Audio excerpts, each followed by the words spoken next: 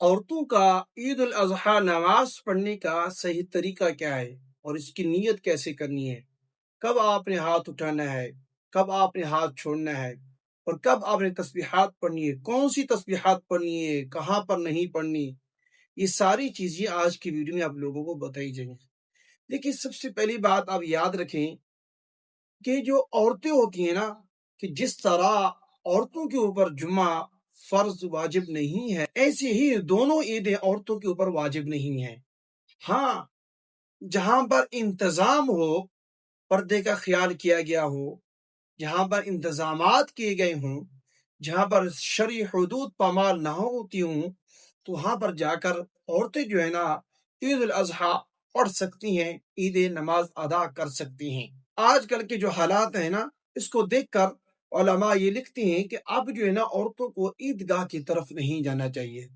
کیونکہ جیسے ہی عورتیں باہر نکلتی ہیں تو لوگوں کے خیالات کچھ اور ہونے لگتے ہیں، تو اس سے بچنا چاہیے۔ ہاں، اگر کسی ہماری اسلامی بہن کا یہ دل بے چین رہتا ہے، عبادت کرنے کا شوق ہے،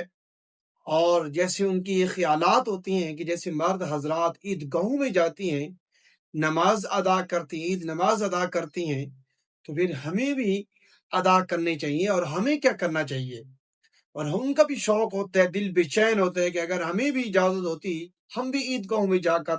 عید نماز پڑھتے اور اپنے رب سے دعا کرتے۔ تو ان کے لیے یہ ہے کہ علماء یہ لکھتے ہیں کہ جس بہن کا یہ شوق ہے، جذبہ ہے عبادت کرنے کا، تو پھر اس کو چاہیے کہ وہ گھر کے اندر نفل ادا کرے، 2 رکعت نفل ادا کرے، شکرانے کے طور پر، بطور شکرانے کے، یا اللہ تیرا لاکھ لاکھ شکر ہے، تو نے ہمیں عید جیسی بڑی نعمت عطا کی ہے، عید کی خوشیاں نصیب فرمائی ہیں، اور تمام مسلمانوں کے لیے، تمام امت کے لیے دعائے مغفرت کرے،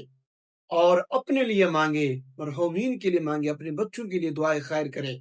ٹھیک ہے، اپنے والدین کے لیے دعائے خیر، اپنے شوہر کے لیے دعائے خیر کرے، ٹھیک ہے نا۔ یہ اس طرح آپ یہ کر لیں، یہ سب سے زیادہ بیسٹ اور آسان ہے۔ تو بجائے آپ عیدگاہوں کی طرف جائیں اور وہاں پر بے پردگی کا ماحول ہوتا ہے، لوگ عبادت کرنے کے لیے عیدگاہوں میں گئے ہوتی ہیں، ایسا نہ ہو کہ بعد میں آپ کو ایسے دیکھتے رہے، تکتے رہے، بد نظری ہوتی رہے، عبادت کے بجائے گناہ کما کر آ جائیں، یہ اچھی بات نہیں ہے۔ تو سب سے زیادہ آسان بات یہی ہے کہ آپ گھروں کے اندر بیٹھ کر بطور شکرانے کے 2 رکعت نفل ادا کریں، اور اپنے رب سے رو رو کر دعا مانگے اور دعائیں مغفرت کریں۔ انشاءاللہ اللہ تعالیٰ آپ کو بھی مکمل طور پر عید کا ثواب عطا فرمائیں گے، اگر آپ خلوص دل کے ساتھ 2 نفل شکرانے کے پڑھیں گے۔